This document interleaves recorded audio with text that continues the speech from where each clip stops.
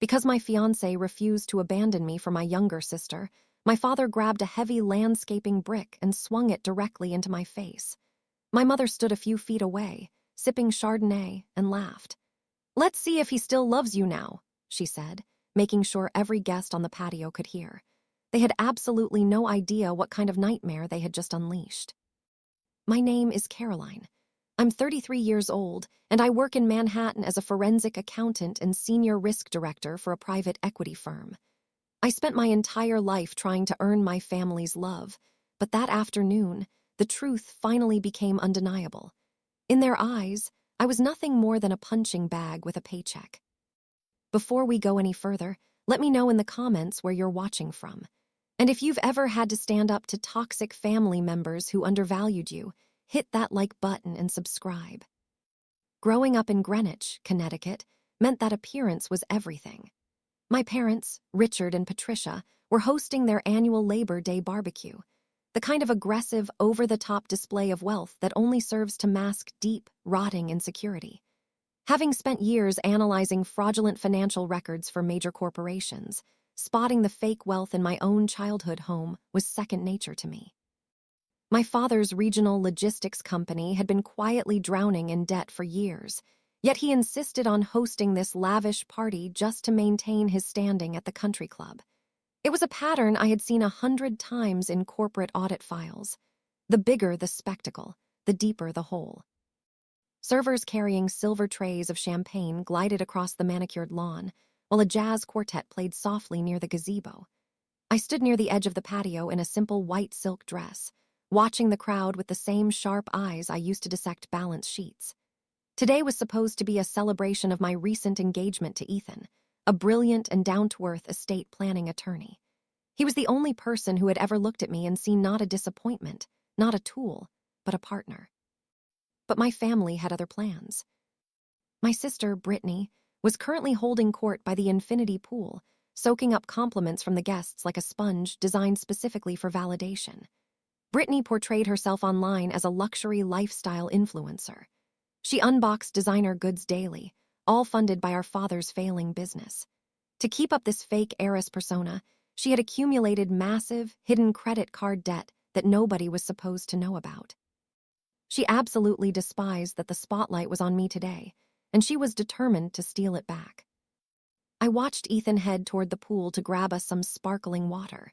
Brittany intentionally stepped into his path, blocking him before he could pass. At first, I couldn't hear what she was saying, but her body language spoke volumes. She leaned in close, sliding her hand down his suit lapel, her voice dropping to a conspiratorial whisper. She was doing what she had always done, weaponizing her appearance to get what she wanted. Ethan recoiled, a look of pure disgust washing over his face. Instead of keeping his voice down to avoid a scene, he spoke loudly enough for half the patio to hear. "Brittany, you are completely delusional." Ethan's voice cut through the jazz music like a blade. "I am marrying Caroline because she is incredibly smart, self-made, and doesn't need to leech off anyone to feel important. I have zero interest in calling off my engagement to be with a spoiled woman in her late 20s who still begs her parents for an allowance. Never touch me again." The patio went dead silent. Dozens of wealthy guests turned to stare, their champagne glasses frozen halfway to their lips. Brittany's face flushed bright red. For a split second, she looked ready to scream in pure, unfiltered rage. Then her eyes darted to our father, who was grilling steaks nearby, and her expression shifted into something far more calculated. Instantly, Brittany collapsed onto a lounge chair by the pool. Clutching her chest and gasping for air, she put on an incredibly dramatic display of a fake panic attack, complete with trembling hands and theatrical moans. "He assaulted me," Brittany wailed, pointing a trembling finger at Ethan. "He grabbed me and pushed me." My father dropped his grilling tongs. Richard had always been looking for an excuse to unleash his rage, especially on me. His logistics company had been hemorrhaging money, and his temper had grown increasingly volatile with each declining quarter. He charged across the patio, his face turning a deep, dangerous crimson. But he didn't go after Ethan. He came straight for me. "You brought this animal into my house," Richard screamed, spit flying from his mouth. You always find a way to ruin your sister's life out of pure jealousy. I stood my ground, refusing to back down. Dad, half your guests just watched Brittany throw herself onto that chair. Ethan never touched her. My calm logic only infuriated him further. His eyes went wild, scanning the patio for something, anything, to assert his dominance. He grabbed a heavy, rough landscaping brick from the edge of the patio planter and swung it with all his might. The impact was deafening. The rough stone connected directly with my left cheekbone and forehead. A blinding explosion of pain tore through my skull. The sheer force of the blow sent me crashing to the ground, my knees hitting the stone patio first, then my hip, then my shoulder. My ears buzzed with a high-pitched whine, drowning out the sudden screams of the guests. Warm blood immediately poured down my face, soaking into the collar of my white silk dress and pooling on the cold stone beneath me. Propping myself up on my elbows, my vision began to blur and double. Through the violent ringing in my ears, I heard my mother's voice. Patricia stood near the bar, holding a glass of Chardonnay. She didn't rush to help me. She didn't call for an ambulance. She didn't even set down her drink. Instead, she let out a sharp, cruel laugh that carried across the entire patio. "Let's see if your wealthy lawyer still loves you with a ruined face," Patricia mocked, making sure everyone could hear. "Maybe now you'll finally realize your place in this family." Before I could even process the depth of her cruelty, someone was already kneeling beside me, pressing a thick cloth napkin against my bleeding face. It was my sister-in-law, Jasmine. Jasmine was a federal tax prosecutor, a brilliant, formidable woman married to my brother, Michael. She had always despised my family's toxic snobbery and the quiet, insidious way they tore me down. Today, she had seen enough. Jasmine glared at my mother, her voice carrying the absolute authority of a woman who prosecuted criminals for a living. 10 years ago, you let Brittany steal Caroline's entire college fund to pay for her plastic surgery. And now, when your husband fractures her skull, you stand there laughing. I am calling the police right now, and I will personally make sure you are prosecuted. My brother, Michael, stood frozen by the grill. He looked horrified, his face pale and stricken, but he was too weak to intervene against our father. He had spent his entire life training himself to be small, to be invisible, to survive by not making waves. That learned helplessness kept his feet rooted to the stone while his sister bled. Patricia scoffed, rolling her eyes as if Jasmine were making a ridiculous fuss over nothing. "You can't prove anything about that college money," Patricia snapped. "And this is private property. My husband was simply protecting his youngest daughter from a violent man." In the distance, the faint wail of sirens began to echo through the quiet Greenwich neighborhood, growing louder by the second. Hearing them, my father sneered. He tossed the blood-stained brick onto the grass and casually pulled out his leather wallet, completely indifferent to his daughter lying bleeding on his patio tiles. "Let them come," Richard bragged, a smug grin spreading across his flushed face. "I play golf with the police chief every Sunday. I sponsor their annual charity drives. By the time they leave, Ethan will be in handcuffs for assault, and you'll be admitted to a psychiatric ward, Caroline." Ethan stepped forward. Ignoring my father entirely, he knelt to help Jasmine support my shoulders, then pulled out his phone. The screen showed an active call, the timer already ticking past 3 minutes. He looked up at my father, his eyes cold and precise. "I didn't call the local police, Richard," Ethan said, his voice entirely flat. "I called the state police, and since I am an attorney, I informed them that a felony assault with a deadly weapon just occurred here. They aren't coming to chat over tea. They are coming to arrest you." My father's smug smile vanished instantly.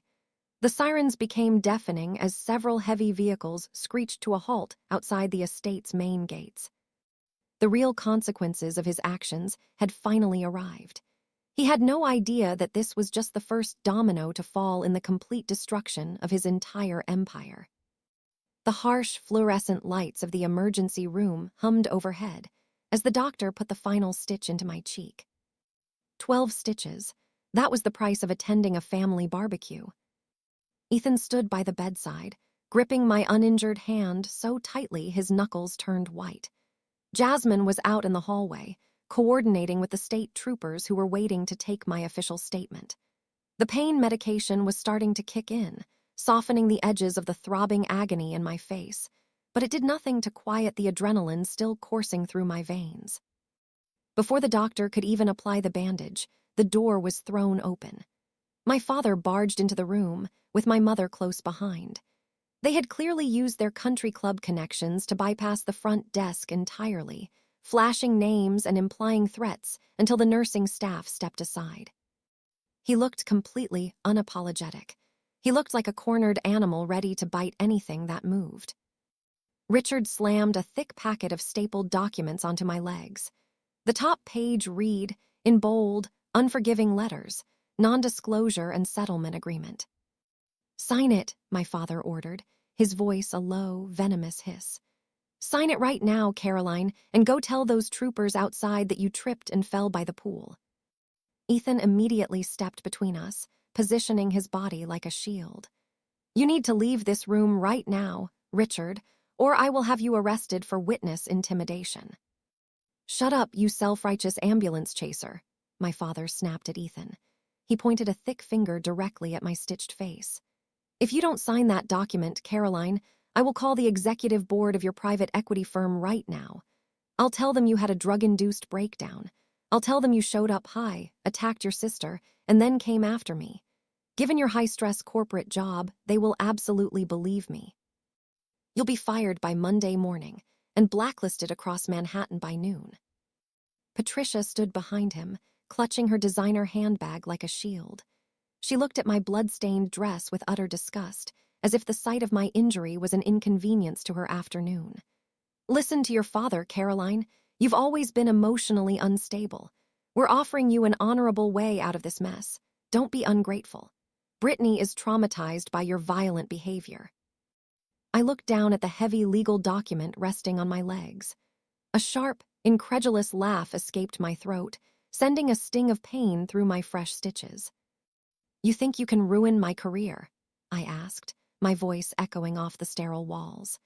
"The only reason I have a career is because of you. Do you really think that threat scares me? Ruining my career, just like you tried to do when I was 19 and you forced me to work night shifts at a diner to avoid paying my medical bills." My father rolled his eyes, but I didn't let him interrupt. "My appendix ruptured," I reminded them coldly, watching their faces for any flicker of shame.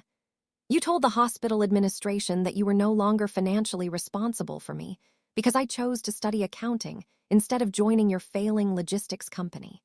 You drove a brand new Porsche that year, while I served coffee and scrubbed tables until 3 a.m. just to pay off the surgery that saved my life.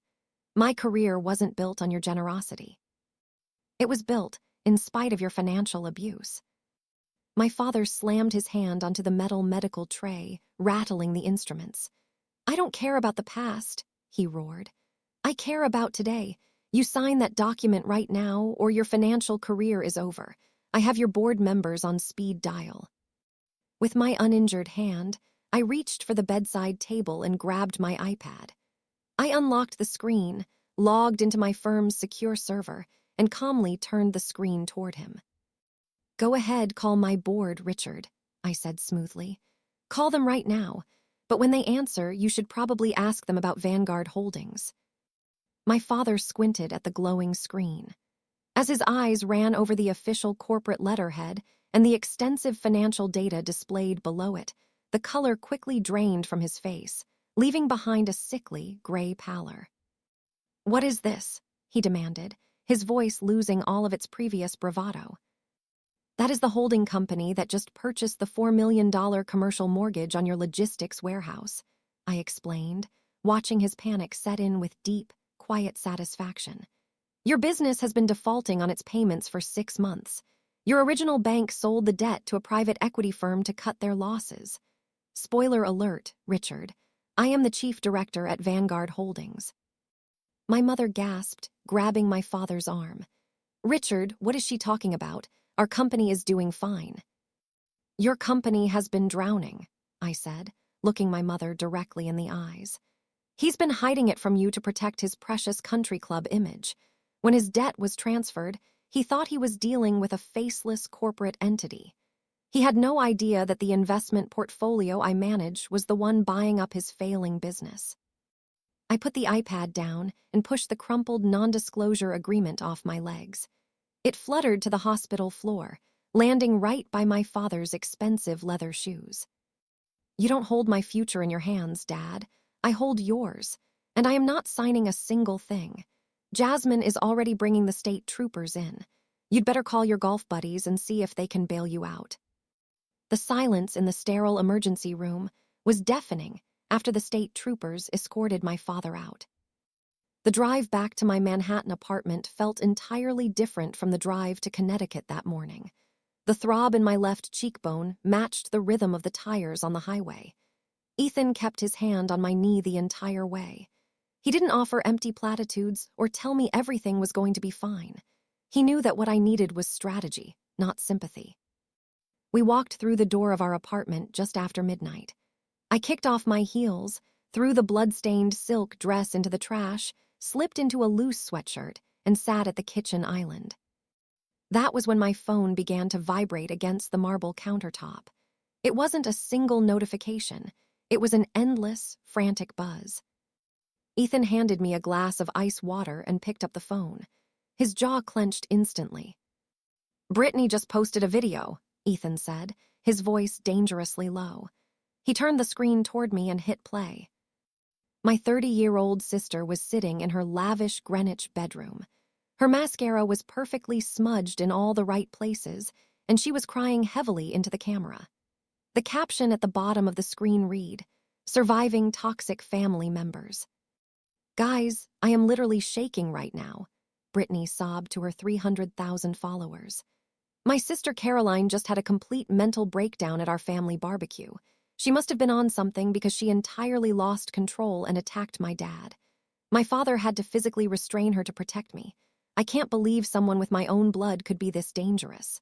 I am so hurt. Please pray for my family." I looked at the view count, 2.5 million views. Thousands of comments were pouring in, calling me a monster and praising Brittany's bravery. She had even tagged the private equity firm where I worked in the comments section, ensuring the fabrication reached my professional circle. It was the ultimate narcissistic twist. She was using my fractured face to harvest views and engagement. Ethan reached to turn the phone off, but I stopped him. "Leave it," I said coldly. "Let her commit character assassination in front of millions. It will only make the defamation lawsuit that much more profitable." Ethan nodded, walking over to his home office desk. As an estate planning attorney, his daily job involved tracking down hidden assets and untangling complex financial webs. He opened his laptop and accessed his firm's secure database. "I'm running a full background check on your entire family right now," Ethan said, his fingers flying across the keyboard. "If Richard wants to play dirty with your board, we need to lock down every single asset. I'm running your social security number to make sure your father hasn't tried to tie your name to any of his failing business loans." I stood behind his chair. The pain meds made my head spin slightly, but my instincts as a forensic accountant were razor sharp. I watched the screen as Ethan pulled up my official credit report. A blue loading bar swept across the screen, and then a list of accounts appeared. Ethan stopped typing. He leaned closer to the monitor, blinking twice as if his eyes were deceiving him. "Caroline," Ethan said, his voice completely stripped of its usual calm.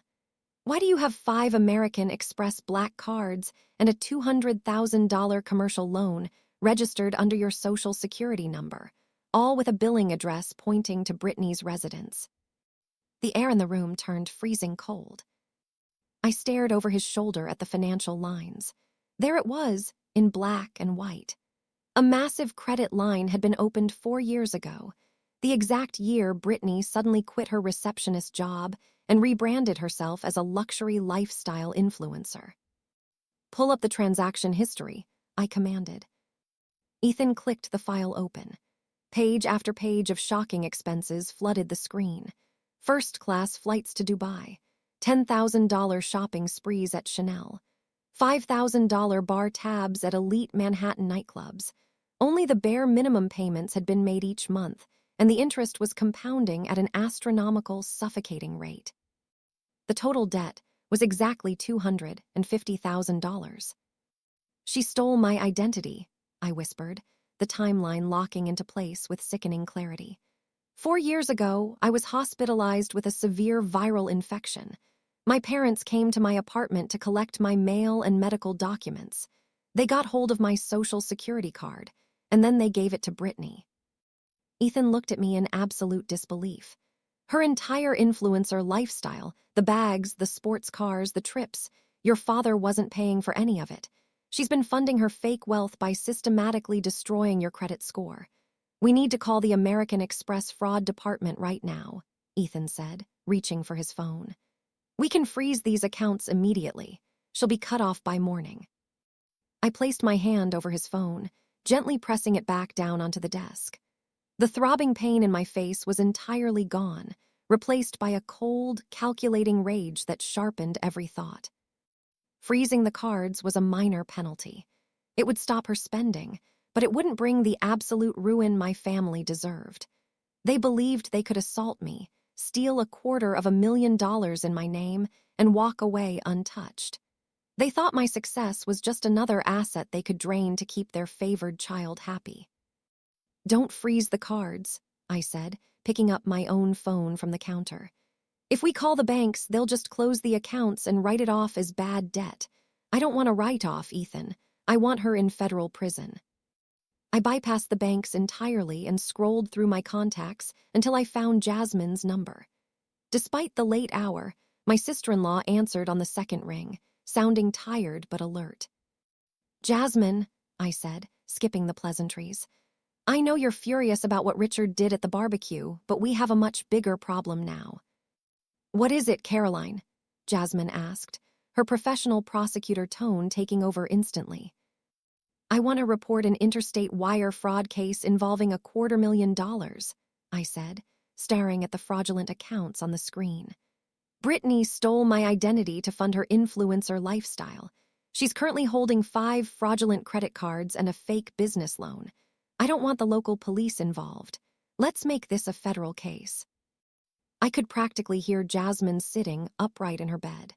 The silence on the other end of the line was heavy with anticipation. "Send me the files." Jasmine's voice became sharp and focused. "I will personally prosecute this indictment. By the time Brittany wakes up to go shopping tomorrow morning, her entire world is going to collapse." I clicked export on the financial records, sending them directly to the federal prosecutor's encrypted email. The trap was officially set. My sister had no idea that the next time she swiped that stolen plastic, she would trigger an alarm she could never turn back. A sharp, shrill scream echoed across the polished marble floor of the Vanguard Holdings lobby. It was Tuesday afternoon, less than 48 hours after my father had fractured my cheekbone. I stood by the glass security turnstiles with Ethan. My face was still covered by a thick bandage, but I stood tall, refusing to shrink. A few feet away, Brittany was throwing a massive tantrum. She was wearing a tweed Chanel jacket and carrying a Birkin bag funded by my stolen credit. A crowd of Manhattan private equity directors, investment bankers, and corporate lawyers had paused to watch the spectacle, their expressions ranging from bemused to horrified. "Get her down here right now," Brittany screamed at the bewildered security guard, slamming her manicured hands onto the reception desk. "I am her sister. Tell Caroline to bring her ugly face down here and fix my cards immediately, or I will have all of you fired." I stepped forward, my heels clicking sharply against the immaculate floor. "I'm right here, Brittany," my voice cut through the wide lobby. "And nobody is getting fired today, except perhaps your personal shopper." Brittany whipped around, her eyes bloodshot and wide with panic.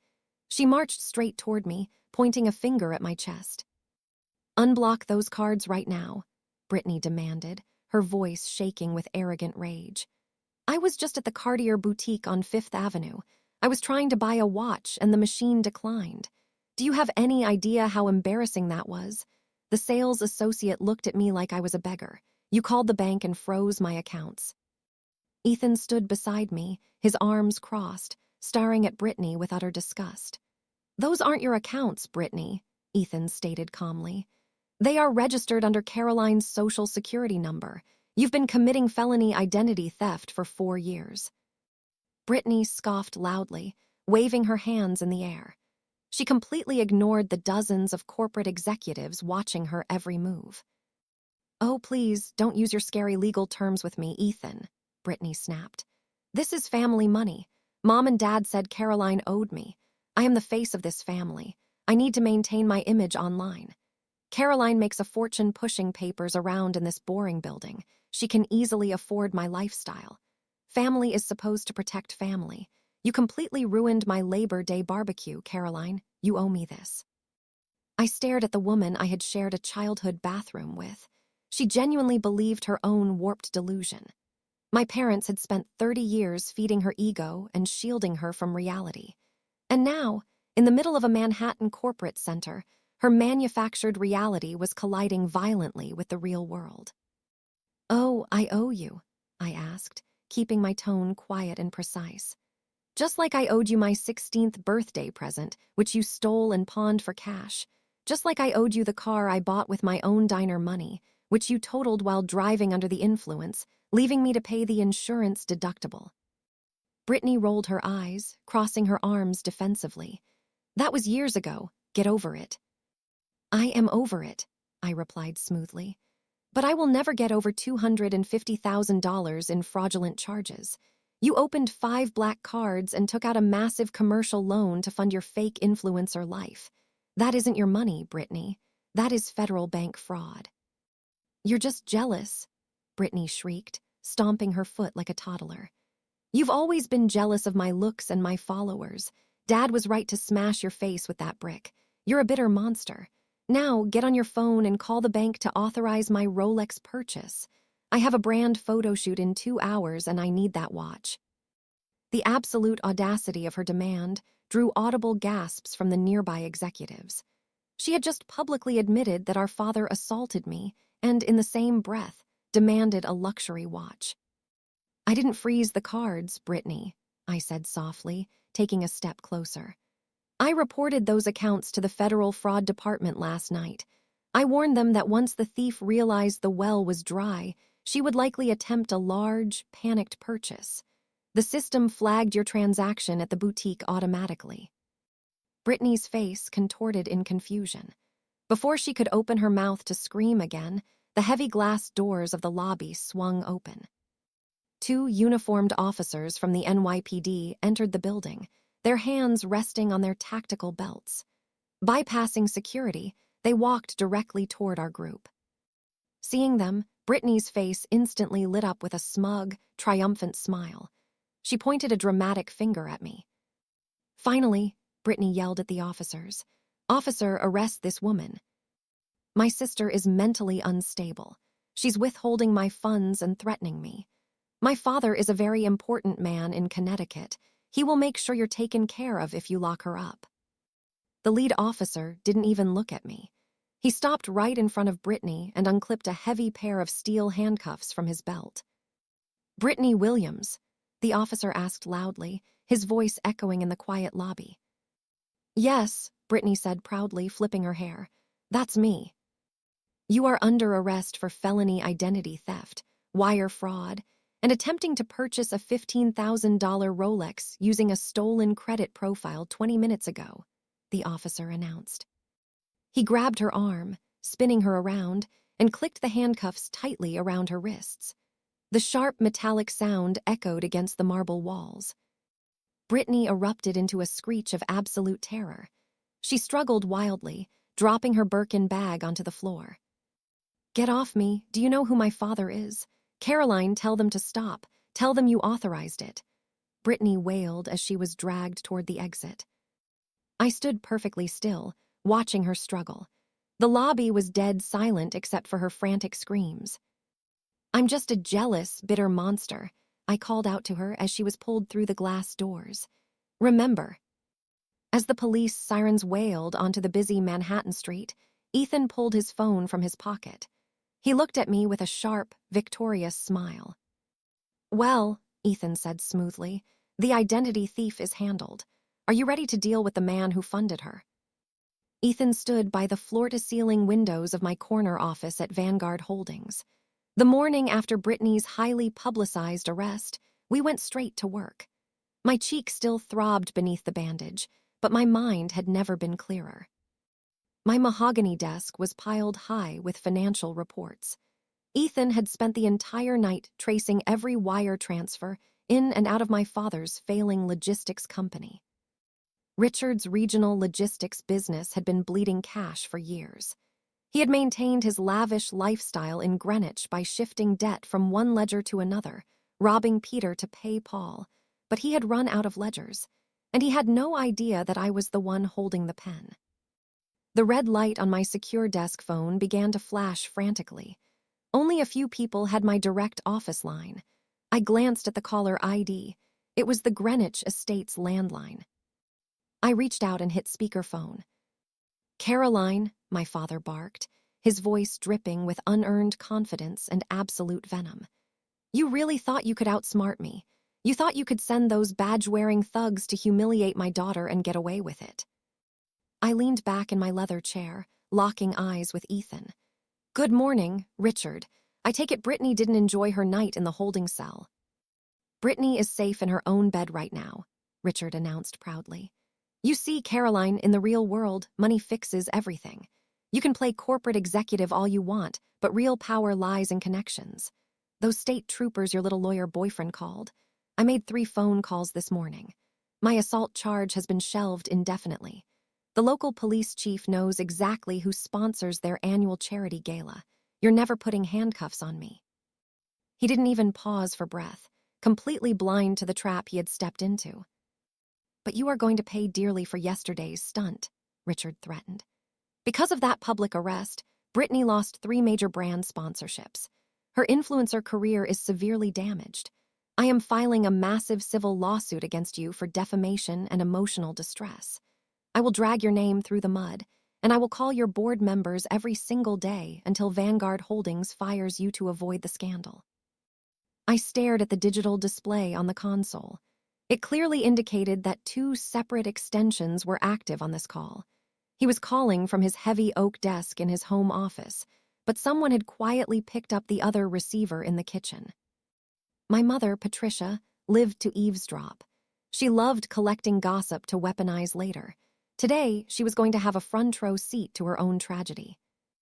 I let out a sharp, clear laugh that bounced off the glass walls of my office. "Sue me for defamation. To be defamed, you actually need to have a reputation to begin with. Tell me, Richard, how exactly did you scramble together the bail money this morning? Because I know for a fact your personal accounts are completely overdrawn." "I have plenty of liquid assets," he stammered defensively. "You just drained your employee's payroll account to cover that $250,000 bail," I said, my voice cutting through the air like a scalpel. "You literally stole the wages of the truck drivers, forklift operators, and warehouse workers who keep your failing business alive. Tomorrow is Friday. Hundreds of hardworking people are going to check their bank accounts to find nothing because their boss decided to use their rent money to bail out a spoiled identity thief." I gave him no room to argue.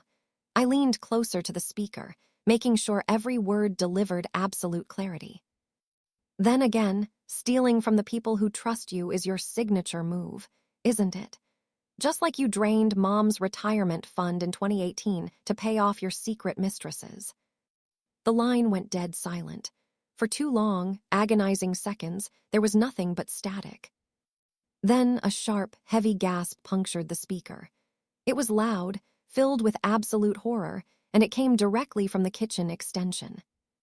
"Richard," Patricia's voice trembled, sounding fragile and completely broken. "What is she talking about? What mistresses? Where is my retirement fund?" "Patricia, hang up the phone right now," Richard roared, his false confidence completely shattering. "She's lying. Caroline is just jealous and trying to tear this family apart." "Tell him to log into his bank portal, Mom," I said calmly, ignoring his shouting. "Let him show you the wire transfers to that luxury condo in Boca Raton, the one he bought for a 25-year-old receptionist while you were recovering from your 3rd facelift." "Shut your mouth, Caroline," Richard screamed. The heavy sound of wood crashing onto the floor came through the receiver, as if he had overturned his office chair in his blind rage. "I will ruin you. I will ruin your entire life." I picked up a sleek black pen from my desk and signed my name at the bottom of a heavy legal document. Ethan smiled, sliding the document into a leather folder. "You can't ruin someone who holds your leash," I replied, my voice dropping to a deadly whisper. "Oh, and Richard, since you missed your warehouse mortgage payment to pay that bail, I just authorized the eviction notice." I pressed the glowing red button to cut the call, leaving my parents to turn on each other in their massive, empty mansion.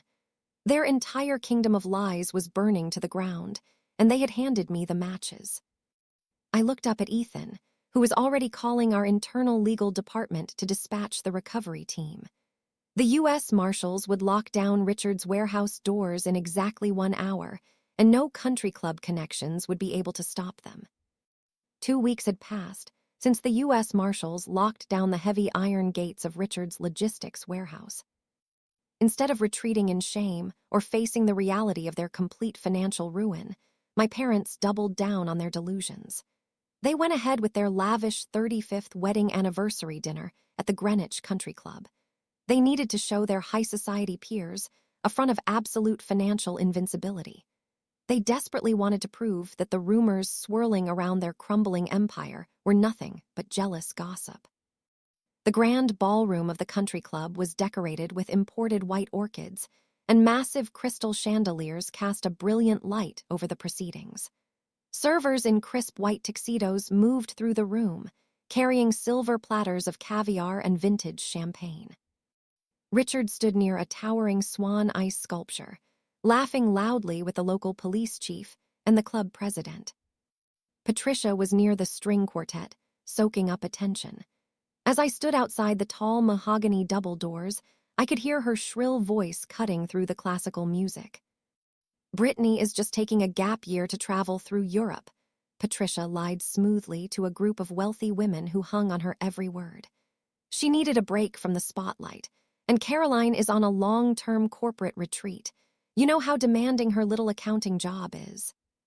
I pushed open the heavy mahogany doors, the brass handles giving way easily to my touch. I was wearing a stunning, emerald green silk gown that Ethan had picked out for me. I had my hair pulled tightly back into a sleek bun, intentionally leaving the angry, red, jagged scar on my left cheekbone and forehead completely exposed. The stitches had been removed, but the healing wound was stark and highly visible. I had refused plastic surgery, and I had refused to cover it with heavy makeup. I wanted the Greenwich elite to see exactly what kind of monster Richard Wilson was behind closed doors. Jasmine and Michael walked into the ballroom right behind me.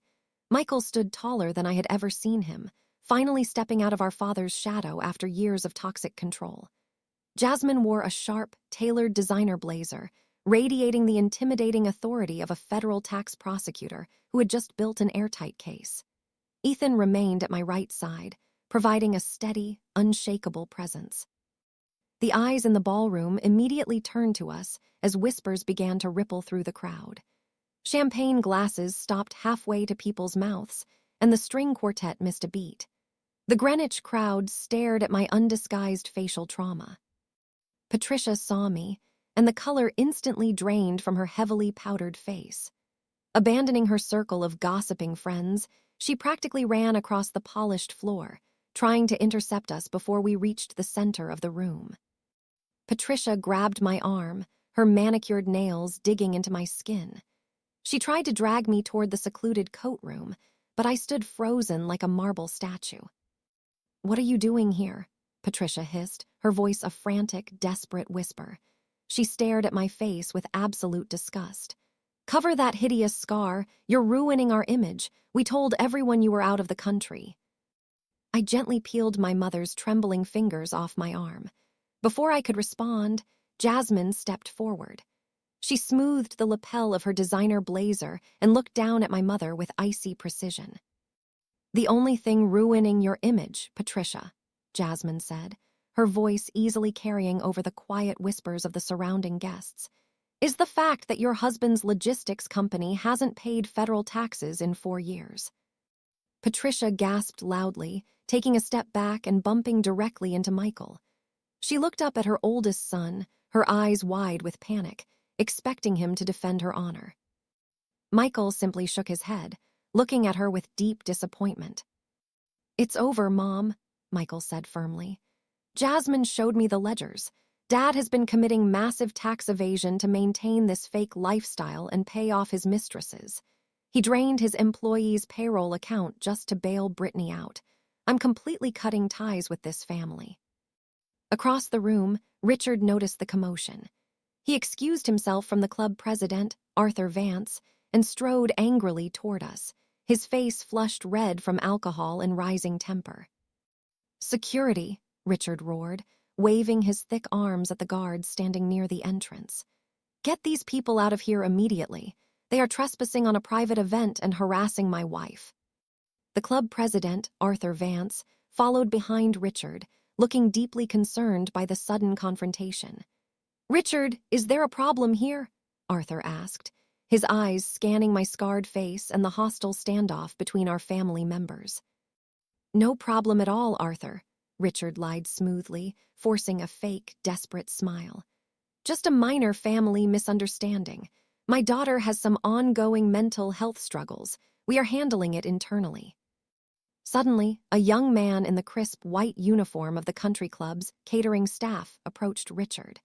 He carried a silver tray with a single crystal glass of champagne. "Champagne, sir," the server asked, his head bowed respectfully. Richard scoffed, reaching for the glass. "It's about time." The server smoothly pulled the glass away. At the same time, his other hand reached under the silver tray and pulled out a heavy stack of legal documents bound with a thick rubber band. He slammed them directly against Richard's chest, forcing my father to catch them on reflex before they hit the floor. "Richard Wilson, you've been served," the young man announced loudly, his voice booming in the absolute silence that suddenly fell over the grand ballroom. "I am a process server for the state of Connecticut. These are the official foreclosure documents and immediate seizure warrants for all of your corporate and personal assets. And by order of the federal court, this seizure includes the immediate revocation of your country club membership." The heavy legal documents hit the marble floor with a loud smack. The thick rubber band snapped, scattering dozens of pages across the polished stone right at Arthur Vance's expensive leather shoes. The club president stared down at the bold federal letterhead. He quickly took 2 steps back, completely distancing himself from Richard. The string quartet stopped playing entirely. The silence in the ballroom was absolute and suffocating as every high society eye locked onto my father. Patricia let out a shrill scream, lunging forward to gather the papers as if hiding them would magically undo the federal order. Richard stood frozen, his jaw working silently but unable to produce a single word. The process server simply nodded, gave me a slight bow, and slipped quietly back into the crowd of stunned catering staff. Michael grabbed my elbow. His grip was tight, and his face was pale with panic. He pulled me away from Ethan and Jasmine, toward the edge of the dance floor near a large floral arrangement. "Caroline, stop this," Michael pleaded, his voice a frantic whisper. "You've made your point. You humiliated them in front of everyone they care about, but you have to call off the marshals. They are our parents, Caroline. You're destroying them completely over a single brick." I stared at my brother. He had spent his entire life playing the peacekeeper, smoothing over Richard's explosive temper and covering up Patricia's calculated cruelties. He genuinely believed that keeping his head down would protect him. "I'm not destroying them, Michael," I stated, my voice like still water. "They destroyed themselves. I'm just the one holding up the mirror." "You're going to leave them homeless," Michael hissed, running a hand through his hair. "Dad is going to prison. Mom will have nothing. Family is supposed to protect family, Caroline. You can't send federal agents to seize everything they own." I felt a sharp presence step up beside me. Jasmine had followed us across the room. There was a cold fury in her eyes. She stood between me and her husband, adjusting her tailored blazer with quick, precise movements. You are still defending them right now, Jasmine questioned Michael, her voice cutting through the air like a whip. You are defending a man who smashed a brick into your sister's face and left her bleeding on the ground. Jasmine, please, Michael begged, raising his hands defensively. I'm just trying to keep our family from imploding completely. Your family imploded years ago, Jasmine snapped, taking a step closer to him. And if you say one more word defending that monster, I am walking out of those mahogany doors, packing my bags and leaving you tonight. I promise you that, Michael. Michael stared at his wife in sheer shock. He had never heard her issue an ultimatum. Jasmine was a calm, calculating tax prosecutor. She never made empty threats. Jasmine reached into her large designer tote bag and pulled out a sleek leather folder. Unzipping it, she snatched out a heavy file marked with a red federal audit tag. Open your eyes, Michael, Jasmine ordered, thrusting the folder against his chest. Richard didn't just smash her face. Look at these ledgers. Look at these loan origination documents. Michael reluctantly opened the folder, his eyes scanning the highlighted sections. I watched his expression shift from confusion to absolute horror. What is this? Michael asked, his voice shaking. These are commercial real estate loans for the Greenwich warehouse, but my name is listed as the primary guarantor. Your father forged your signature, Michael, Jasmine said, her tone dripping with professional disgust. For the last 3 years, he has been forging your signature as a cosigner on 4 separate, defaulting commercial loans. He used your immaculate credit score to borrow millions of dollars to keep his sinking logistics company afloat. Michael shook his head rapidly, refusing to believe it. Dad would never do that. That is federal bank fraud. He absolutely did, Jasmine countered, leaning in close. Caroline discovered the discrepancies during her audit and brought them straight to my office. We spent all night tracing the funds. Richard took those fraudulent loans and wired the money directly into Brittany's personal checking account to fund her designer lifestyle and pay off her identity theft debts. Michael stared at the pages in his hand. The color completely drained from his face, leaving him looking physically ill. If Caroline hadn't seized the business today, the banks would have declared those loans in default next Friday, Jasmine continued, her voice dropping to a harsh whisper. Do you know what happens when a loan defaults, Michael? The IRS and the federal creditors don't go after your bankrupt father. They go after the guarantor. They would have seized our savings. They would have garnished your wages. They would have taken our house. Michael went completely rigid. His lifelong illusion of his loving father shattered into a million sharp pieces. He looked across the ballroom. Richard was currently screaming at a security guard, while Patricia was weeping openly on the floor, trying to gather the scattered foreclosure notices. You stole my future to pay for Brittany's fake life, Michael whispered. His voice carried across the quiet room, reaching Richard's ears. Richard's head whipped toward us. Michael, son, listen to me, Richard called out, trying to force a fake, desperate smile. I can explain everything. It was just a temporary cash flow issue. I was going to pay it all back before you ever found out. Michael didn't say a word. He simply turned his back on the man, cutting him out completely. He reached into his tuxedo pocket, pulled out his phone, and dialed a number with trembling but steady fingers. David, it's Michael, he said to his personal attorney. I need you to draft an emergency injunction. I want to join Caroline's civil suit against my father. I want him charged with grand identity theft and federal bank fraud. Call the district attorney immediately. Michael hung up the phone and stood firmly beside Jasmine. He looked at me, and for the first time in our lives, he didn't ask me to back down. He was standing in my corner. Let it all burn to the ground, Michael said calmly. Take every last penny they have. The morning sun brought no warmth to the Greenwich estate. The massive mansion felt more like a tomb than a home. It had been less than 12 hours since Michael looked our father in the eye and promised to help me burn his empire to ash. Richard was cornered. The U.S. Marshals had seized his main warehouse. The IRS was circling his personal assets like vultures. Michael and Jasmine were preparing a legal storm over the forged loan documents. Richard had only one lifeline left, He needed liquid cash, and he needed it now. At exactly 9:00 a.m., Richard pushed open the heavy glass doors of First Greenwich Financial. Brittany followed closely behind, wearing oversized black sunglasses indoors with a silk scarf wrapped tightly around her head. She was desperately dodging imagined paparazzi, convinced her public arrest, and the country club disaster had made her a prime target for global gossip media. In reality, she was just a disgraced local fraud, but her paranoia remained fully intact. They bypassed the teller lines and marched straight to the executive wealth management offices.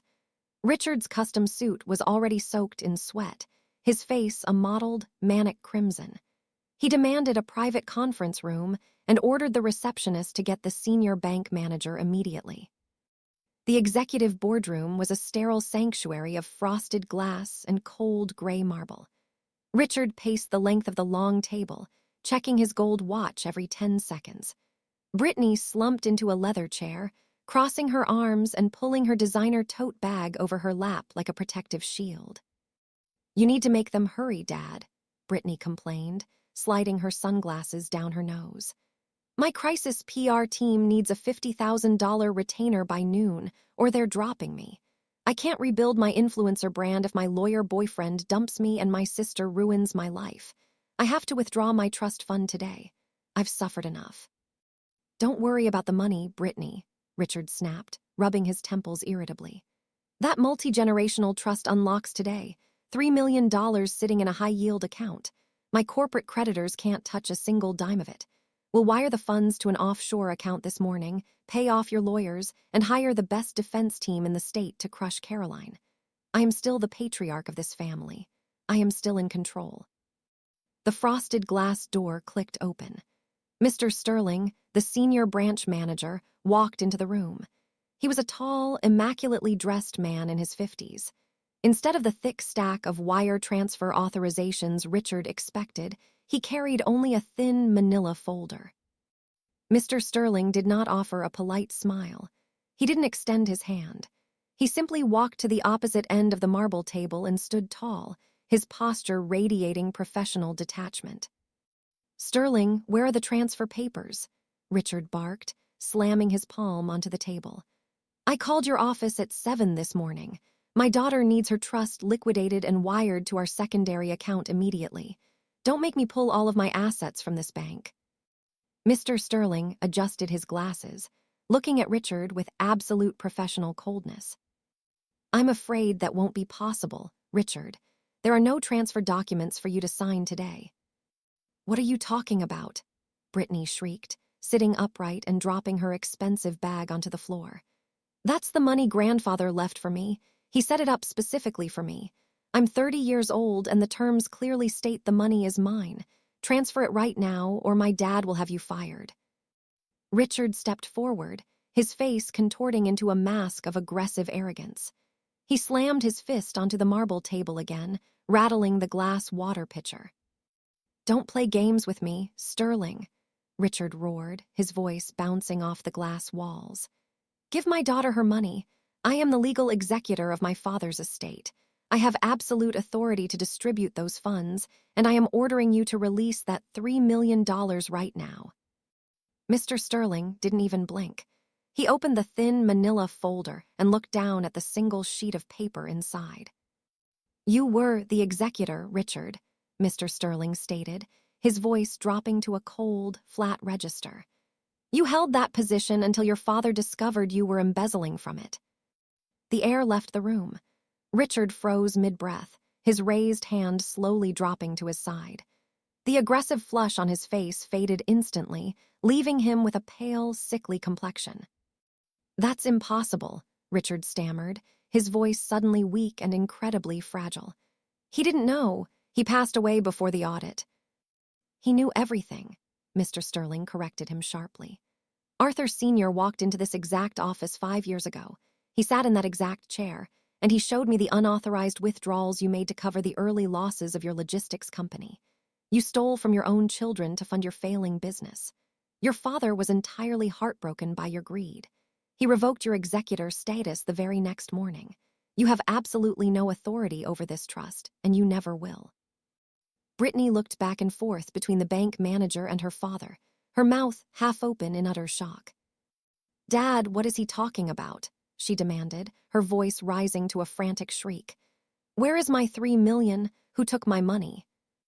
Before Richard could even begin to construct a lie, the heavy oak glass door was pushed wide open. The sharp click of my heels echoed perfectly against the marble floor. I walked into the conference room wearing a sharp charcoal business suit, my posture impeccably straight. Ethan walked beside me, carrying a heavy leather briefcase. He looked completely in his element, radiating the calm, devastating authority of a man about to deliver the final blow. Brittany gasped, shrinking back into her chair. Richard stared at me as if he were seeing a ghost, his eyes darting wildly between Ethan, the bank manager, and me.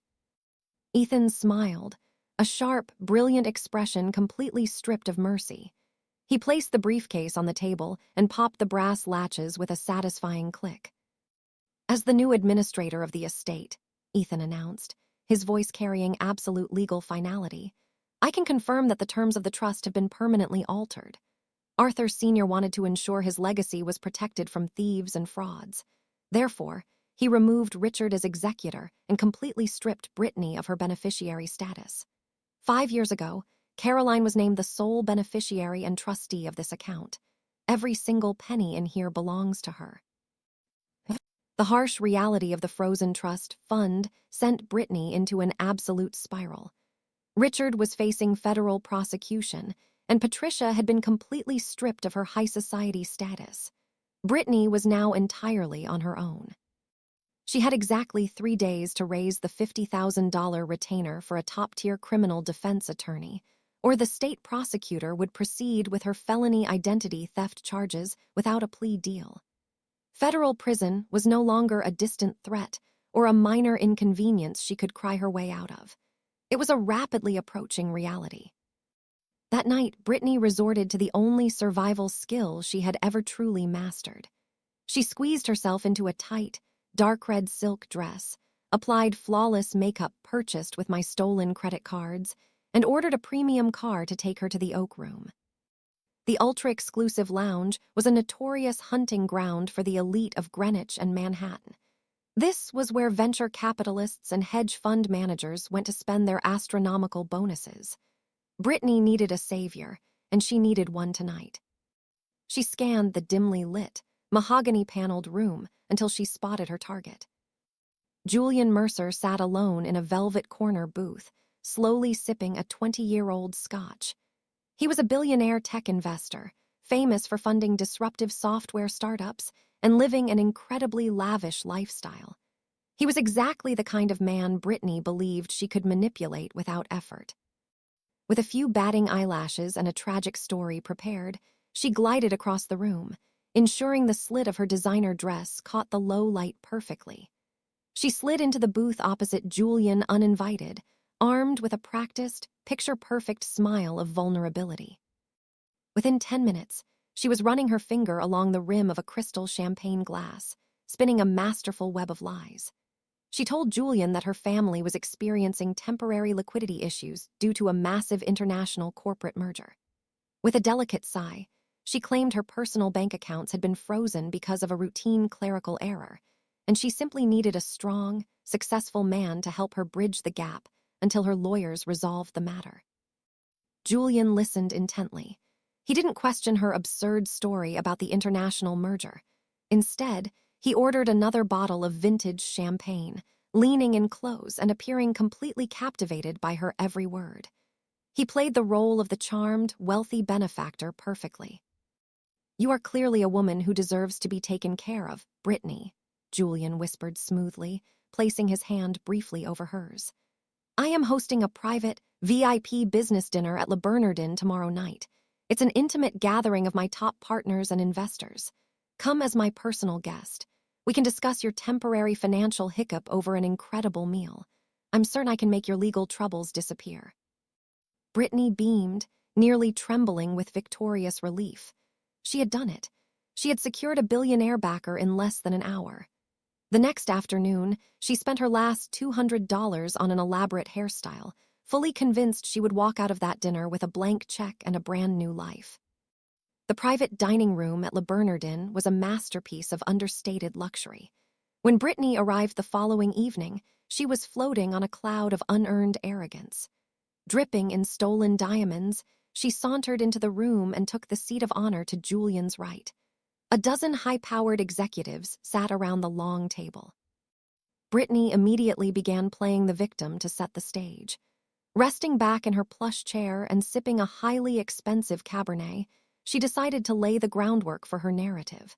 She needed these powerful men to see her as a tragic heroine misunderstood by the legal system. "It's been such a stressful week," Brittany sighed dramatically, waving her manicured hand. "My family is dealing with a massive crisis. My sister had a complete psychological breakdown. She froze all of our assets and called the police on me over a tiny credit card misunderstanding. It's just so tragic." An executive across the table arched an eyebrow, looking deeply concerned. "That sounds incredibly vindictive. Why would she do that?" Brittany scoffed, rolling her eyes and taking another large sip of her wine. "My sister is just a bitter, ugly accountant. I've always been the face of the family." She leaned forward, ensuring the table was listening. "I built a massive online brand while she hid in a cubicle her whole life. I'm the one who brings in the sponsorships and maintains our social standing. Caroline is just bitter because no one ever looks at her. She wants to destroy me out of pure resentment, but thank goodness I have people like Julian to protect me from her delusions." Julian nodded sympathetically. He signaled the server to top off Brittany's glass, offering a sharp, predatory smile that Brittany completely mistook for affection. "It's amazing how much damage one person can cause," Julian agreed smoothly. "In fact, we were just discussing the importance of having the right people protect your assets. In our business, a single miscalculation can cost millions. You need someone who manages risk with absolute precision." Brittany leaned closer to him, placing her hand on the sleeve of his custom suit. "Well, with me, you don't have to worry about risk, Julian. I only bring rewards." Julian patted her hand gently, then stood up. He picked up his crystal water glass and tapped it with a silver spoon. The sharp ring instantly brought a respectful silence to the room. "Thank you all for being here tonight," Julian began, his voice carrying effortless authority. "As you know, our firm navigated highly volatile markets last quarter. We faced multiple corporate restructuring challenges and hostile takeovers, yet we emerged with higher profitability than ever before. I didn't do this alone. I want to take a moment to honor the architect of our current success." Brittany smiled, assuming this was just boring corporate theater before she was handed her check. She took another sip of wine, completely oblivious to the shifting energy in the room. "I want to introduce the genius who saved our firm $50 million in losses last quarter," Julian announced, turning toward the heavy oak doors at the back of the private room. "My chief risk consultant, Caroline." The heavy oak doors swung open. I stepped out from the shadows of the adjoining foyer. I was wearing a sharply tailored black suit, my hair pulled back, and the healing scar on my cheek fully visible. I walked slowly to the end of the long table, stopping directly opposite Brittany. Brittany choked on her wine. She slammed her crystal glass down, coughing violently as her eyes went wide with absolute terror. The color drained from her face, leaving her looking like a wax mannequin. She looked at Julian, then back at me, her brain scrambling to process the reality of the room. "It was no accident that Julian met you at the bar, Brittany," I stated, my voice dead calm, carrying clearly across the quiet restaurant. "He is the majority shareholder of Vanguard Holdings. He's my boss." Brittany shrank back into her chair. The luxurious walls of the private dining room had instantly turned into the bars of an incredibly expensive cage. The trap had snapped shut, and she finally realized she had absolutely nowhere left to run. The news of Brittany's absolute humiliation at Le Bernardin spread through the financial district before the dessert plates were even cleared. Julian's security team had escorted her from the building, leaving her alone in the cold Manhattan night with nothing but her stolen diamonds and a ruined reputation. The walls were closing in rapidly on the Wilson family. Patricia saw the writing on the wall. She knew the U.S. Marshals were auditing everything. The $3 million trust was legally mine. Richard's company was permanently shut down. There were no secret offshore accounts to save them. The ship was sinking, and Patricia was desperately looking for a lifeboat. Less than 48 hours after the restaurant incident, I received a text from an unknown number. It was Patricia. She demanded a private meeting.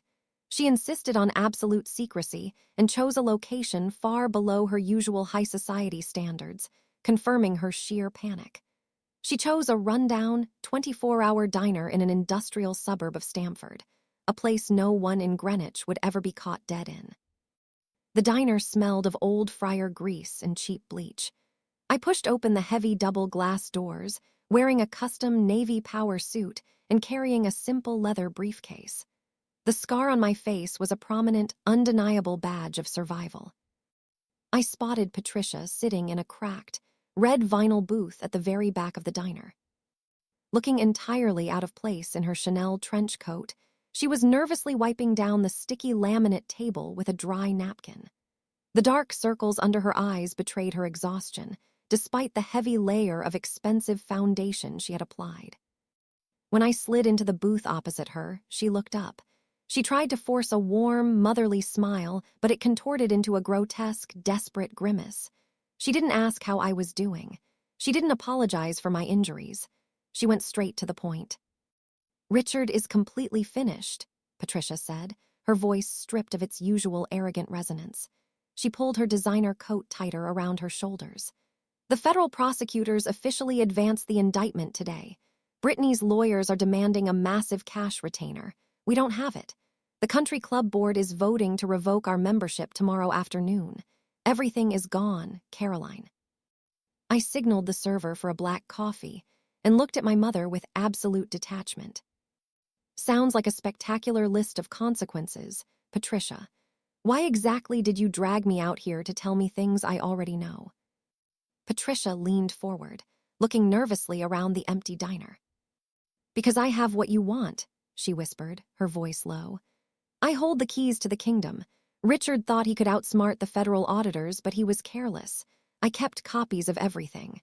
The offshore wire transfers, the fake payroll records, the fraudulent bank loans he took out in Michael's name." She reached into her designer handbag and pulled out a sleek silver flash drive, placing it squarely in the middle of the sticky table and pressing her manicured hand flat over it.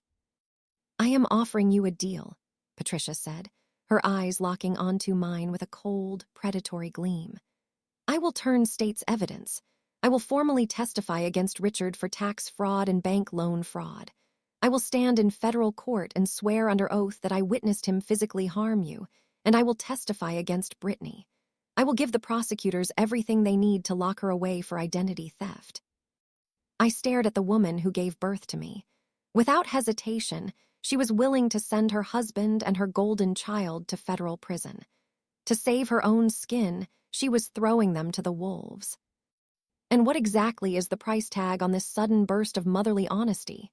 I asked, my voice dripping with pure disgust. Patricia didn't even blink. She sat up straighter, adjusting her silk scarf. "I want a luxury condo in the city, paid in full, in cash, entirely in my name. And I want you to pay my Greenwich Country Club dues for the next 10 years. You control the $3 million trust now. You have the ear of Julian Mercer. You can easily afford it. I give you the final nails in their coffins, and you keep my lifestyle intact." I leaned back against the cracked vinyl booth. I looked at the reflection of my jagged scar in the diner window, then back at my mother. "You watched Dad fracture my skull and you laughed. Now you want me to buy you a condo to testify?" I asked, my voice dropping to a deadly quiet register. Patricia picked up her heavy ceramic mug, taking a slow, deliberate sip of cheap diner coffee. She looked at me over the rim with absolute, chilling indifference. "Survival of the fittest, sweetheart. I always knew you were the smart one," Patricia replied, setting her cup down. "Richard and Brittany are a sinking ship. I refuse to drown with them. Do we have a deal or not?" I looked down at the silver flash drive on the table. Then, I reached into my blazer pocket and pulled out my smartphone, placing it on the table right next to her hand. The screen was active, showing a live group call that had been running for 14 minutes. Patricia frowned, looking down at the screen. She read the two names listed on the active call, Richard and Brittany. The color drained from Patricia's face instantly. Her mouth fell open in silent horror as the realization hit her like a physical blow. She shrank back in the vinyl booth, reaching to grab the flash drive from the table. I slammed my hand down over hers, pinning it to the sticky laminate tabletop. "I don't need your testimony, Patricia," I stated clearly, leaning in close to ensure the microphone caught every syllable. "I've already given the federal prosecutors everything they need. I didn't come here to make a deal with you. I came here to let your husband and your golden child listen to you sell them out for a country club membership." I lifted my hand from the table, leaving Patricia trembling in absolute terror. I picked up my phone, looking directly into her panicked eyes. "Have a safe trip back to your empty mansion, Mother," I said. "I'm sure Richard and Brittany are eagerly waiting to welcome you." I tapped the red button to end the live broadcast. Standing up from the booth, I left the flash drive where it was and walked out of the diner, leaving my mother completely alone in the suffocating silence, with zero allies, zero money, and absolutely nowhere to hide. The live audio broadcast of Patricia negotiating her treacherous immunity deal echoed through the speaker of Richard's smartphone like a death knell. Learning that his wife had just offered to hand the federal prosecutors the final nails for his coffin, Richard realized his time had officially run out. The U.S. Marshals had already seized his main warehouse.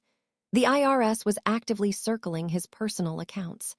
Michael and Jasmine were preparing a devastating civil suit over the forged guarantor signatures.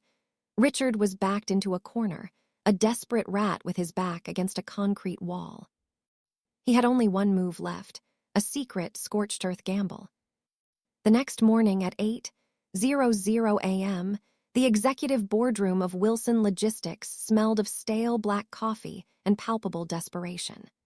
The massive mahogany table stretched across the room, overlooking the Greenwich shipyards that Richard had controlled for 30 years. Sitting opposite him were three executives from Apex Dynamics, a rival logistics firm that had been trying to swallow Richard's territory for years. The CEO of Apex, Marcus Thorne, sat with his hands folded, staring at the desperate man across the table. Marcus knew Richard was bleeding. He knew about the federal raids. He was here to pick the bones clean.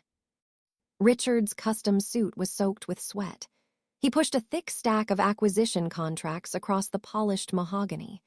His hands were trembling, but his eyes burned with a manic, vengeful energy. He was offering to sell the entirety of Wilson Logistics, its client lists, the remaining operational fleet, and supplier contracts for an absurdly low fire sale price. It was a complete liquidation of his life's work. In exchange, Apex Dynamics would wire $1 million directly to an untraceable offshore account Richard had secretly set up in the Cayman Islands. He planned to sign the papers, take the $1 million, and flee the country before the district attorney could freeze his passport. "Just sign on the dotted line, Marcus," Richard demanded, tapping his heavy gold pen against the contract. "You get my entire market share in the tri-state area. I get the liquidity I need for personal transitions. We bypass the board entirely with an emergency execution clause. It's the deal of the century, and you know it." Marcus sneered, picking up the contract. "It's a fire sale, Richard. But yes, it's highly profitable for me. I just need to be sure that the federal liens won't attach to the operating assets once we absorb this shell company." "They won't," Richard lied smoothly, his voice dripping with pure, unadulterated malice. "The shell is clean. Let the federal agents fight over the empty corporate accounts. Let my treacherous wife rot in the ruins of her precious mansion when the bank takes it." Richard turned to his only two remaining, loyal board members who sat silently beside him, looking completely terrified by the illegal backdoor deal. "She thinks she has me trapped," Richard sneered, his face contorting into a mask of pure, vicious ugliness. "She thinks she can use federal auditors to orchestrate my downfall. Once this money clears, my ungrateful daughter gets nothing. I built this empire with my own hands. I would rather burn it to ash and walk away with the cash than let Caroline win." Marcus laughed softly, pulling a silver pen from his breast pocket. He hovered the tip over the signature line, ready to formally transfer the assets and trigger the $1 million wire transfer. The heavy double doors of the executive boardroom were suddenly thrown open, with enough force to slam them against the interior walls. The sound cracked through the room like a gunshot. Marcus dropped his pen. Richard sat upright in his leather executive chair, the color completely leaving his face. I walked into the boardroom wearing an immaculate, all-white business suit, my posture radiating absolute, unyielding authority. I didn't come alone. Flanking me were 4 senior executives from Vanguard Holdings, dressed in sharp suits and carrying heavy legal briefcases. Behind them stood 2 massive private security contractors, their expressions carved of stone. Richard gripped the edge of the mahogany table, his knuckles turning stark white. "What is the meaning of this?" Richard roared, his voice cracking with panic. "Security! Get these trespassers out of my building immediately. We are conducting a closed corporate acquisition." I walked all the way to the end of the table before stopping. I looked down at the man who had tormented me my entire life. I looked at the gold parachute contract spread across the wood. I felt not a single ounce of pity. "The acquisition is canceled," I announced, my voice carrying devastating finality. I took a large, heavy, leather-bound binder from one of the Vanguard executives and dropped it squarely in the middle of the mahogany table. It hit the wood with a deafening thud, instantly scattering Richard's fraudulent contracts. Marcus Thorne stood up quickly, backing away from the table. He recognized the Vanguard Holdings logo printed on the front of the binder. Billionaires didn't mess with Vanguard. Marcus knew instantly that he had walked into a fatal trap. "You can't cancel this," Richard screamed, spit flying from his mouth as he pointed a trembling finger at my face. "You have no power here. I am the CEO. I own this company. I am selling the assets today." I placed both hands flat on the table, leaning forward and looking directly into his wide, terrified eyes. "You cannot sell a company that has already been seized by Vanguard Holdings for defaulting on a $4 million mortgage," I stated, my words cutting through the air like cold daggers. Richard gasped, clutching his chest. His loyal board members shrank back, pushing their chairs away from the table to distance themselves from the radioactive fallout. "When you fraudulently forged Michael's signature on those commercial loans, you triggered the cross-default clause on this entire facility's primary mortgage," I explained, outlining his complete destruction with surgical precision. "Vanguard Holdings quietly bought up that distressed debt yesterday afternoon. You are in breach of every single financial covenant. We didn't just take over the corporate accounts, Richard. We own this building. We own these trucks. We own the very desk you are sitting at." I stood up straight, smoothing the lapels of my ivory blazer. I looked at the 2 private security contractors standing by the door and gave them a sharp nod. "Security, escort my father off my property." The 2 Vanguard security contractors did not politely ask my father to leave. They grabbed his arms firmly, lifting him almost completely off the polished wood floor. Richard kicked and struggled, screaming a torrent of empty, profane threats, but they dragged him into the hallway with cold efficiency. Dozens of logistics employees stood up from their cubicles to watch the spectacle. The man who had ruled them with fear and intimidation for 30 years was now being frog-marched through his own lobby like a common trespasser. The security contractors pushed him through the revolving glass doors, leaving him to stumble onto the concrete pavement outside. Richard scrambled to his feet, his face purple with rage, his chest heaving. He yanked his car keys from his pocket and ran toward his luxury sedan parked in the executive spot. As he slammed the door shut and stomped on the gas, pure, unadulterated panic finally set in. The company was gone. Marcus Thorne's $1 million lifeline was dead. Vanguard owned his entire fleet, and the corporate bank accounts were completely frozen. He was out of corporate moves. But Richard still had his ultimate contingency plan. Behind a false panel in his master bedroom in Greenwich, there was a heavy steel wall safe. Inside lay $500,000 in untraceable emergency cash, a stack of high-yield bearer bonds, and 2 backup passports. If he could just get to the mansion, empty the safe, and secure a private charter at Teterboro Airport, he could disappear before the local district attorney could issue a travel ban. He merged onto the highway, driving with reckless, manic desperation. He veered wildly between lanes, his tires screeching as he took the Greenwich exit at 80 miles an hour. He gripped the steering wheel, his knuckles white, frantically calculating flight times and offshore wire routes, convincing himself he could still outsmart everyone. He just needed 5 minutes inside his house. Richard swerved onto his tree-lined private street. He pressed the button on his gate opener, but the heavy iron gates of his estate were already wide open. He slammed on the brakes, sliding violently across his own immaculate cobblestone driveway. The quiet, secluded sanctuary of his high society life had been transformed into a highly coordinated staging ground. Dozens of black government SUVs were aggressively parked across the manicured lawns, their tires turning the expensive landscaping into a muddy mess. Men and women wearing dark tactical vests with the bright yellow letters, IRS Criminal Investigation, printed on the back, were swarming over the property like ants. Richard slumped behind the steering wheel. Through the windshield, he watched 2 federal agents carry out heavy cardboard banker boxes overflowing with financial ledgers. Another team was wheeling a towering server rack out of his home office.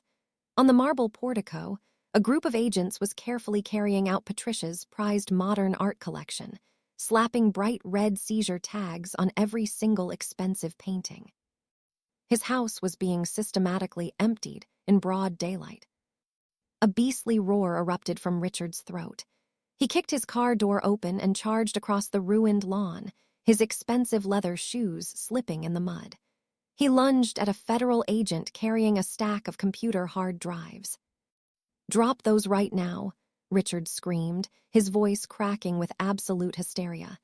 "Get out of my house. You have no right to be here. This is private property." 2 armed agents immediately stepped forward, placing their hands firmly on their holstered weapons, blocking his path to the front door. "My daughter Caroline did this," Richard screamed wildly, pointing a shaking finger at the agents, spit flying from his lips. "She orchestrated this raid. She is a vicious sociopath. She wants to steal my life over a ridiculous family grudge. I am suing all of you for trespassing." The heavy mahogany front doors swung completely open. The sharp, authoritative click of high heels on the marble portico cut Richard's frantic screams short. Jasmine stepped out of the mansion, standing at the top of the grand stairs, looking down at her father-in-law. The brilliant federal tax prosecutor wore a sharply tailored navy trench coat. Her posture was flawless, her expression a mask of cold, professional fury. In her right hand, she held a thick stack of legal documents. Richard froze. He stared at Michael's wife, his brain completely unable to process why she was standing on his portico directing a federal raid. "Caroline didn't sign this warrant, Richard," Jasmine stated, her clear, authoritative voice carrying perfectly across the chaotic front lawn. "I did." She walked slowly down the marble steps, holding up the federal search warrant for him to see. "You thought you could use my husband as a human shield," Jasmine continued, her eyes narrowing with deadly precision. "You thought you could ruin Michael's financial future to pay for your mistresses and your fake life. I spent the last 24 hours showing a federal judge exactly how you committed federal tax evasion and how you systematically forged my husband's signature on millions of dollars in fraudulent commercial loans." Richard took a step back, his mouth opening and closing, but the arrogant bravado was completely gone. He was looking at a woman who held the full, unyielding power of the United States government, and she was using it to completely annihilate him. "You are finished, Richard," Jasmine said, stepping aside to let 2 armed agents flank him from behind. "You're not flying offshore. You're not getting to your hidden safe. Every asset you've ever touched is being seized. Enjoy the bracelets." The federal agents grabbed Richard's shoulders, forcing his arms firmly behind his back. The sharp, metallic click of steel handcuffs locking around his wrists rang out loudly in the crisp morning air. Richard did not fight back. His shoulders slumped forward and his head hung low as the agents escorted him across the muddy, ruined lawn toward the back of a waiting black SUV. The image of my father being shoved into the back of the federal SUV played on a continuous loop across all major news networks. The once mighty Richard Wilson, stripped of his custom suits and towering arrogance, was now just another white-collar criminal in federal custody. The empire had completely collapsed. But a cornered rat always bites, and Brittany was the most vicious rat in our family. She managed to scrape together enough bail money by liquidating the last of her designer bags and pawning several pieces of jewelry that the authorities had not yet seized as evidence. Facing her upcoming trial for felony identity theft and watching her parents face complete ruin, Brittany resorted to the only currency she truly understood. She weaponized public sympathy.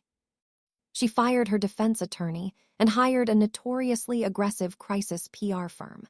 Within 24 hours, she was scheduled to appear on the nation's highest-rated daytime television show for an exclusive, live, sit-down interview. The studio lights of the Meredith Vance show were blindingly bright. Brittany walked onto the pristine white set looking like a completely different person. The stolen diamonds, heavy glamour makeup, and tight red dress were gone. Instead, she wore a modest light blue cardigan buttoned to the top, a simple beige skirt, and sensible flat shoes.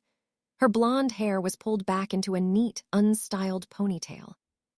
She had applied pale foundation intentionally, making herself look haggard, exhausted, and incredibly fragile. She sat in the plush white interview chair, crossing her ankles and clutching a single tissue in her trembling hands. Meredith Vance, famous for her deeply empathetic interview style, leaned forward with a look of profound, almost maternal concern. "It has been a devastating week for your family, Brittany," Meredith began, her voice soft and soothing. "Your father is arrested on federal tax charges, your mother faces conspiracy charges, and you are out on bail for felony identity theft. The media has painted your family as monsters. Tell us what really happened." Brittany took a shaky breath, looking directly into the primary camera lens, her lower lip trembling with Oscar-caliber precision. "It has been an absolute nightmare, Meredith," Brittany whispered, dabbing at completely dry eyes. "We were a normal, loving family. We always supported one another. But my sister, Caroline, she is a deeply disturbed individual. She is a master manipulator, and she orchestrated this entire media circus just to destroy us." A murmur ran through the live studio audience. 300 people leaned forward in their seats, completely captivated by the tragic blonde woman on stage. "But the evidence," Meredith pressed gently. "Federal prosecutors claim there is an extensive paper trail linking you to the stolen trust fund, and the assault charges against your father are incredibly severe." Brittany shook her head frantically, pressing the tissue to her chest. "Caroline set me up. She had access to all of our financial records. She stole her own money, transferred it into accounts with my name on them, and then called the federal authorities. She spent years planning this. She wants to see us in cages because she can't handle her own painful insecurities." Meredith frowned slightly, tilting her head. "But the physical assault. The police report states that your father attacked Caroline with a brick. Hospital records confirm she suffered a severe facial fracture." Brittany let out a soft, tragic sob, covering her mouth and playing the role of a traumatized daughter forced to reveal a dark family secret. "She has always been deeply jealous of my looks, Meredith," Brittany said, her voice carrying clearly through the quiet studio. "It's a horrible thing to say, but it is the honest truth. She spent her whole life hiding in my shadow, hiding that I was the face of the family. That scar on her face, she did that to herself. She took a brick and slammed her own face against the patio wall just to frame my poor, stressed father. He is a gentle man. He would never hurt anyone. She mutilated herself just to destroy his life." A collective gasp echoed through the studio. The audience was completely hooked. Several women in the front row shook their heads in disgust at my alleged cruelty. Brittany was winning. She had successfully manipulated millions of daytime television viewers, painting herself as the innocent victim of a sociopathic sister. She lowered her tissue, preparing to launch into another tearful monologue, when Meredith suddenly stopped speaking. The seasoned host pressed 2 fingers against the hidden earpiece in her right ear, her sympathetic expression shifting into one of genuine confusion. "I'm sorry to interrupt, Brittany," Meredith said, raising a hand. "My producers are telling me we have an unexpected development. We actually have a live caller on the line who insists on being patched directly through to the studio floor. Ethan, I understand you are Caroline's fiancé." Brittany froze. The carefully rehearsed look of fragile innocence washed off her face, replaced by a sudden flash of raw, genuine panic. Her posture went completely rigid. Ethan's voice boomed through the massive studio speakers. It was deep, resonant, and absolutely relentless. "That's right, Meredith," Ethan stated, his voice echoing in the large soundstage. "I am Caroline's fiancé." Brittany gripped the armrests of her chair, her knuckles turning white. "Ethan," she stammered, trying to regain control of the narrative. "Please don't do this. You're being manipulated by her just like everyone else. She's sick, Ethan. You have to see that." Ethan didn't even acknowledge her desperate plea. His voice cut through her lies with absolute surgical precision. "Smile for the camera, Brittany," Ethan commanded. "We just subpoenaed the Ring doorbell camera footage from the neighbor's house on the day of the barbecue, and we released it to every major news outlet exactly 10 minutes ago. You can't lie your way out of high-definition video evidence. Meredith, my team just sent the raw file to your control room. I highly recommend you play it for your audience right now." Meredith looked to her producers off camera, giving a short, decisive nod. The massive digital LED screen directly behind the interview chairs flickered. The cheerful, soft graphics of the morning show vanished. The screen cut to a crystal-clear, unedited 4K video feed. It was an elevated security camera from the neighbor's house, angled perfectly over the low privacy fence dividing the properties. It showed the backyard patio with brutal, undeniable clarity. The studio audience went dead silent. On the giant screen, Richard was red-faced and screaming. The audio was raw, capturing every malicious word. The audience watched in growing horror as my father marched to the edge of the landscaping planter. They watched him pick up a heavy, jagged red brick. They watched him raise it over his head with terrifying, aggressive force.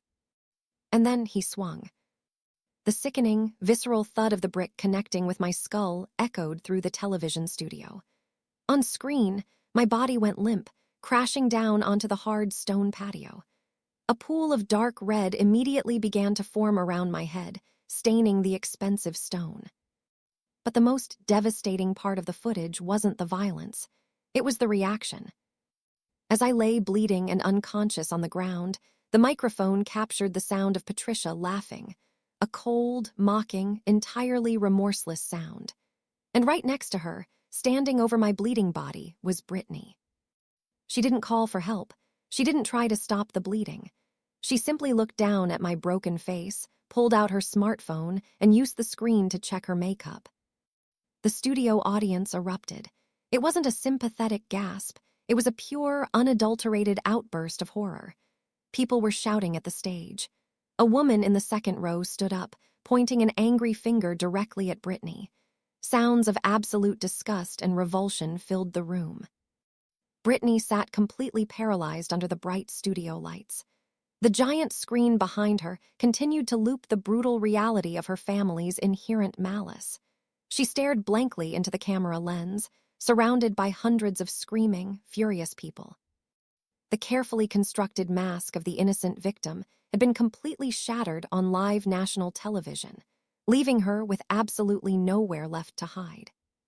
The fallout from the national broadcast was absolute, instantaneous, and completely apocalyptic. Within an hour, the unedited 4K security footage, showing my skull being fractured while my mother laughed and my sister casually checked her makeup, became the most viewed video on the internet. The Greenwich Country Club didn't just quietly revoke Patricia's membership. They issued a highly publicized press release condemning the family and banning them for life. The federal prosecutors immediately denied bail for Richard, citing him as a major flight risk after discovering his offshore wire transfers. The man who had spent decades terrorizing our family was now sitting in a concrete federal holding cell, wearing a bright orange jumpsuit, stripped of his custom suits and his towering arrogance. 30 days had passed since Vanguard Holdings legally seized the Greenwich mansion due to commercial loan defaults. The official eviction notice taped to the heavy mahogany front doors had officially expired. Yet Patricia absolutely refused to accept her new reality. With her husband locked away in federal prison and her high society social circle vanished overnight, she had slipped into a state of completely delusional mania. She naively believed that if she simply ignored the legal documents, the federal government and Vanguard Holdings would eventually give up and go away. She locked the heavy wrought iron driveway gates with thick industrial chains. She fired the remaining estate staff who hadn't already quit over unpaid wages. She dragged heavy antique oak dressers and gilded mirrors across the master bedroom floor, physically barricading the reinforced double doors from the inside. She isolated herself in the sprawling, empty mansion, surviving on whatever expensive pantry items were left and refusing to answer the phone. At exactly 9:00 a.m. the following morning, I arrived at the estate. I sat in the passenger seat of a black Vanguard security SUV, flanked by 2 marked Fairfield County police cruisers. The morning air was crisp and biting. A crowd of local reporters and curious neighbors had already gathered at the edge of the property line, held back by yellow caution tape. The media wanted to witness the final dismantling of the Wilson empire. The deputies stepped out of their vehicles carrying heavy, steel bolt cutters. With a loud, metallic snap that echoed across the quiet lawn, they cut the industrial chains on the main gates. We drove up the winding cobblestone driveway, stopping directly in front of the grand marble portico. The heavy thud of a deputy's fist pounding against the front door shattered the morning silence. Before the officers could use a battering ram to bypass the locks, the French doors of the second-story master balcony were thrown open. Patricia stepped out into the cold air, wearing nothing but a thin silk nightgown, looking manic and disheveled. Her once perfectly highlighted hair was a tangled, matted mess. Her expensive makeup was smeared under her eyes from days of crying and panic. She gripped the stone balustrade, looking down at me with wild rage. "I gave birth to you," Patricia screamed, her voice cracking with sheer hysteria. "You owe me this house." I stepped out of the Vanguard SUV. I didn't flinch. I didn't feel a single ounce of pity or hesitation. I looked at the woman who had spent my entire life treating me like a disposable nuisance, the woman who had laughed aloud while her husband nearly ended my life. I reached into the back seat of the vehicle and pulled out a high-powered police megaphone. Stepping onto the cobblestones, I locked eyes with her. "You gave birth to me, but you chose to be Brittany's mother," I announced, my voice booming through the megaphone, echoing off the stone walls of the mansion. "You have 10 minutes. In 10 minutes, they are taking the door down." Patricia shrieked something completely unintelligible, then spun around and slammed the balcony doors shut. The 10 minutes passed in absolute, deafening silence. When the deadline officially expired, the deputies did not hesitate. They swung a heavy steel battering ram against the mahogany front door, the expensive wood splintering apart as they breached the grand foyer. I waited calmly by the SUV, listening to the muffled thuds from upstairs as the officers breached the barricaded bedroom doors. 15 minutes later, the front door opened again. 2 armed deputies escorted Patricia onto the front porch. She was entirely stripped of her high society armor. She was shaking uncontrollably in her thin silk nightgown, her feet shoved into mismatched slippers. She was clutching a conspicuously fake Chanel handbag, something she must have purchased in a blind panic after all of her platinum credit cards were frozen. It was the perfect symbol of her life, a cheap, imitation relic of simulated wealth. The deputies escorted her down the long, wide driveway, forcing her to walk past the flashing cameras of the local media and the judging eyes of her former neighbors. They escorted her completely off the property, leaving her standing on the public curb outside the boundary line, shivering in the cold wind, completely alone. Patricia scrambled to pull her phone from her fake designer bag. Her hands were shaking so violently, she nearly dropped the device on the concrete. She quickly dialed her golden child's number, pressing the phone to her ear, desperately needing a lifeline. "Brittany, you have to come pick me up right now," Patricia sobbed, her voice sharp and breathless with panic. "They threw me out. The deputies dragged me out of my own home. I'm standing on the street in my nightgown. Come get me immediately." There was a long, hollow silence on the other end of the line. "I can't," Brittany replied. Her voice was completely dead, stripped of all its usual arrogant energy and entirely devoid of emotion. "The movers are here." The line clicked dead. Brittany stood in the middle of her sprawling, open-concept penthouse, staring blankly at the cracked screen of her smartphone. The luxurious sanctuary she had carefully curated for millions of followers was being dismantled, piece by piece. Men in heavy work boots and high-visibility vests moved systematically through the pristine space. They carried out custom velvet sofas, imported marble coffee tables, and towering abstract sculptures.